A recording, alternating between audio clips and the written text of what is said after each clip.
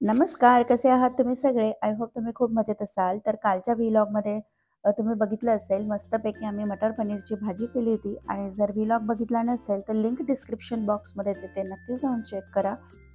तर आता रात्रीचं जेवण झाल्यानंतर सगळी कामं आपली तिथंच संपत नाही, तर दिवसाचा अजून एक कामाचा स्लॉट बाकी असतो, तो म्हणजे रात्रीचं जेवण झाल्यानंतरचं किचनचं क्लिनिंग.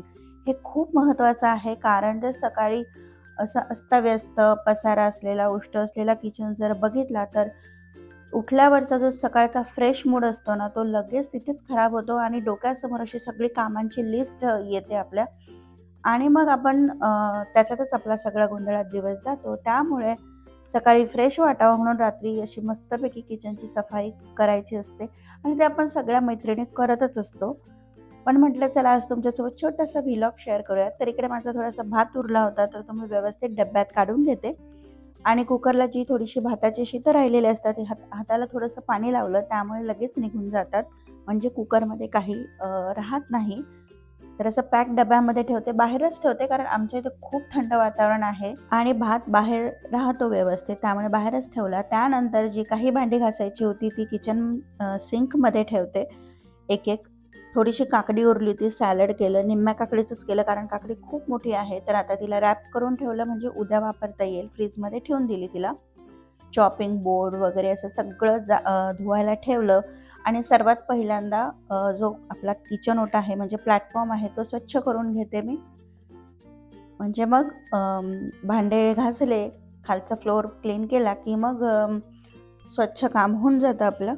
तर सर्वात आधी मी उष्ट काढून घेतलं आणि त्यानंतर पहिल्यांदा सिंक धुवून घेते, कारण आपण उष्टी भांडी ठेवतो, खरकटी भांडी ठेवतो तेव्हा ते बऱ्यापैकी ऑइली झालेलं असतं आणि परत ते ऑइल आपल्या स्वच्छ घासलेल्या भांड्यांना लागू नये म्हणून सर्वात प्रथम सिंक क्लीन करून पहिले भांडे घासून घेते. सर्वात आधी ग्लास वगैरे, मग कप, असं सगळं अशा सिक्वेन्सने मी भांडे घासते.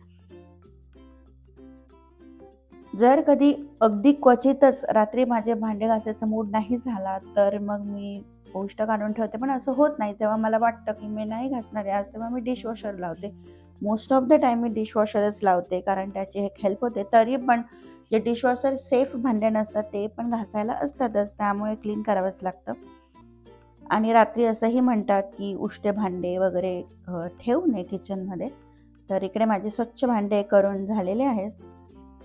ओटा पण एकदम स्वच्छ झालेला आहे. खालचा फ्लोअरसुद्धा झाडून पुसून घेतलेला आहे. आता चला किचनचं तर काम झालेलं आहे. लाईट बंद करते. त्यानंतर जो डायनिंग टेबल होता तो पण पुसून घेतला आणि थोडेसे चेअर वगैरे जागेवर व्यवस्थित लावून ठेवले आहेत. तर अशा प्रकारे किचनचं काम पटापट आवरून झालेलं आहे. त्यानंतर वेळ येते ती म्हणजे स्वतःला थोडंसं वेळ देण्याची. वेळ इन द सेन्स तुम्हा कोणाला बालोपासना जर माहीत असेल तर ती मी म्हणते आणि रोज म्हणणं खरंच खूप चांगलं असतं. जर कोणाला माहीत असेल तर कमेंट करून नक्की सांगा. त्यानंतर थोडा वेळ मुलांचा अभ्यास घ्यावा लागतो, कारण त्यांची इतकी एनर्जी असते. थोडंसं त्यांना अभ्यासाला लावलं की मग बरोबर ते अभ्यास करून झोपी येतात. बटरफ्लाय. तर अशा प्रकारे मी मुलाचा अभ्यास घेते, त्याला एक गोष्ट विचारते. Okay, what is this? And what is this? Who is he? King, right. Okay. हा कोणता शेप आहे? हा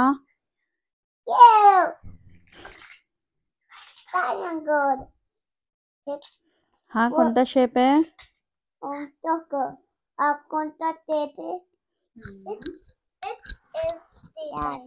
तर इकडे अशा प्रकारे दोघं मुलांचा थोडासा अभ्यास घेतला आणि मग त्यांना झोपवलं. तर हा छोटासा व्लॉग तुम्हाला कसा वाटला कमेंट करून नक्की सांगा आणि चॅनलला सबस्क्राईब केलं नसेल तर चॅनलला सबस्क्राईब करा. पुन्हा भेटूयात नवीन एका व्हिडिओमध्ये. तोपर्यंत